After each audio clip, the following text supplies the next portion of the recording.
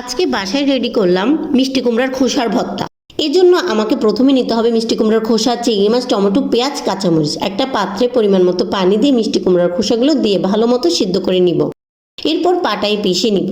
আপনারা চাইলে ব্লেন্ড করে নিতে পারেন। মিষ্টি কুমড়ার খোসায় উচ্চমাত্রার fibre, vitamin A, vitamin B এবং অ্যান্টিঅক্সিডেন্ট থাকে, যা আমাদের শরীরে রোগ প্রতিরোধের ক্ষমতা বাড়াতে সাহায্য করে। এরপর একটি পাত্রে তুলে নিব।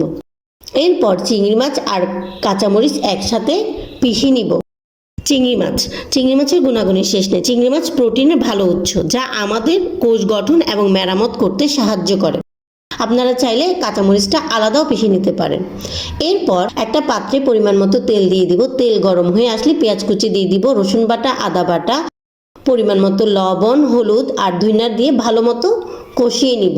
তারপর বেটে রাখা চিংড়ি মাছ ও কাঁচামরিচটা দিয়ে দিব। এরপর তেল উঠে আসলে বেটে রাখা মিষ্টি কুমড়ার খোসাটা দিয়ে দিব আর কিউব করে রাখা টমেটোটা দিয়ে ভালো মতো কষিয়ে নিব আর 10 মিনিট কুক করে নিব। ধনেপাতা দিয়ে দিব। আলহামদুলিল্লাহ, রেডি হয়ে গেল আমার মজাদার মিষ্টি কুমড়ার খোসা। ভালো লাগলে ভিডিওটি লাইক, কমেন্ট, শেয়ার করতে ভুলবেন না।